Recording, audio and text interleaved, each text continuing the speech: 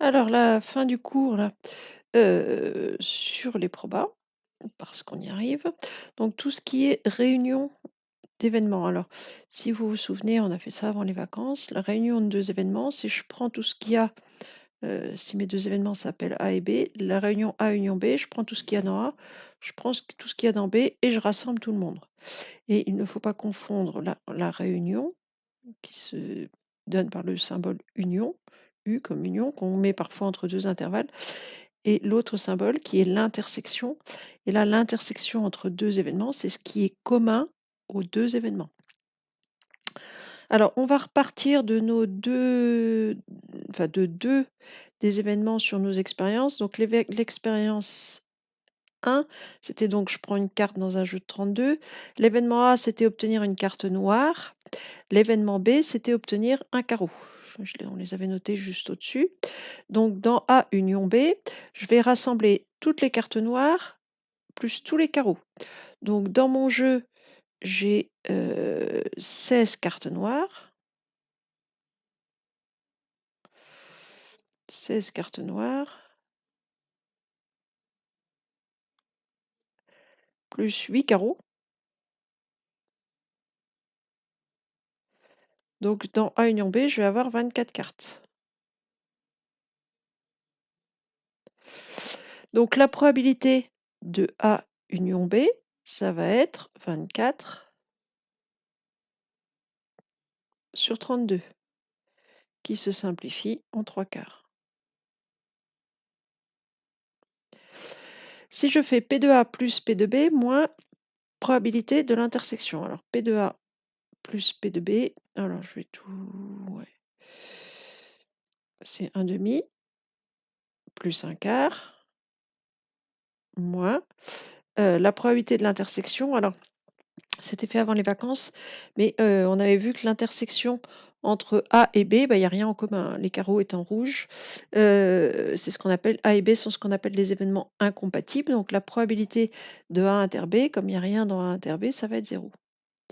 Et un demi plus un quart, ça fait 2 quarts plus un quart, ça fait 3 quarts.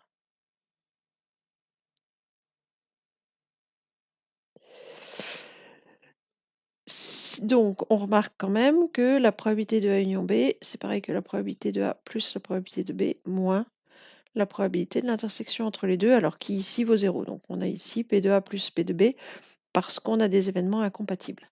Maintenant, si on n'a pas des événements incompatibles, donc si je prends ma deuxième expérience, donc toujours les 2 jetons numérotés 1, 2, 3 que je sors d'un sac. L'événement A, c'était obtenir un multiple de 3. Donc dans A, on avait 12 et 21.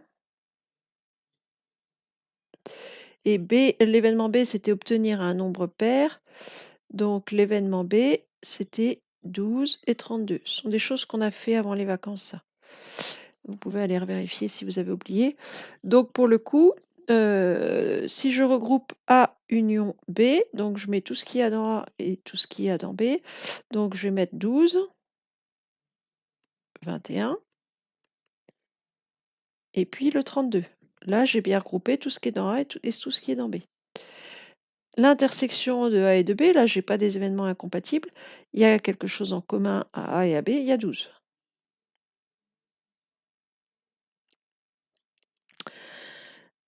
Donc la probabilité de A union B, bah, dans A union B, j'ai 3 éléments sur les 6 que contient mon univers. La probabilité de A union B, c'est 3 sur 6 qui se simplifie en 1,5. Maintenant, si je fais P de A plus P de B moins probabilité de l'intersection, je vais faire 1 tiers plus 1 tiers moins la probabilité de l'intersection. Dans mon intersection, j'ai un élément, donc moins 1 sur 6. Ce qui ici me fait, si je mets tout sur 6, 2 sur 6, plus 2 sur 6, moins 1 sur 6. 2 et 2, 4 moins 1, ça fait 3 sur 6. Ou 1,5. On remarque là encore que la probabilité de A union B, c'est P de A plus P de B moins P de A inter B. Donc c'est la formule ici qu'on va utiliser. La probabilité d'une union se calcule en faisant la probabilité du premier événement plus la probabilité du deuxième moins la probabilité de l'intersection. Alors pourquoi est-ce qu'il faut enlever la probabilité de l'intersection? C'est relativement logique. Si vous faites, si vous êtes notamment si vous êtes en formule d'équiprobabilité, vous prenez tout ce qu'il y a dans A, vous dites le nombre d'éléments dans A sur le nombre d'éléments total. Même chose en disant le nombre d'éléments dans B sur le nombre d'éléments total. Sauf que s'il y a des choses dans votre intersection, ici, si je fais ça, on dit bah, dans A, il y a 2 éléments, dans B, il y a 2 éléments. Donc en tout, je vais faire 2 plus 2, enfin 2 sur 6 plus 2 sur 6, donc je vais faire 4 sur 6. Le problème quand on fait ça, c'est qu'en réalité, il y a un nombre qu'on compte 2 fois. Et qu'est-ce que je vais compter 2 fois? Enfin, ici, c'est le 12, mais de manière générale, quand j'ai des événements quelconques, qu'est-ce que je vais compter 2 fois? Bah, c'est tout ce qui sera dans les 2 ensembles. Donc on dit: «Bon, bah, OK, on fait ce qu'il y a dans A plus ce qu'il y a dans B, mais on sait qu'on a compté 2 fois ceux qui sont dans les 2 ensembles à la fois». Donc il faut penser à renlever ce qu'on a compté 2 fois et ce qu'on a compté 2 fois, c'est ce qui est en commun, c'est-à-dire il faut enlever la probabilité de l'intersection. Donc quand vous voulez calculer la probabilité d'une union, vous faites la probabilité du premier événement plus la probabilité du deuxième et vous enlevez la probabilité de l'intersection. Et dernière formule ici, la probabilité de l'événement contraire, qui se calcule en faisant 1 moins la probabilité de votre élément. Alors, qu'est-ce que c'est l'événement contraire? Si j'ai un univers comme ça, voilà, donc j'ai des trucs dans mon univers, voilà.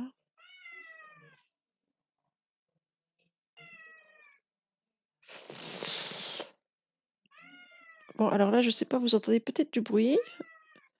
C'est Comet. Donc j'avais fermé la porte et donc elle a ouvert. Et en plus, maintenant, on entend la télé. Bon.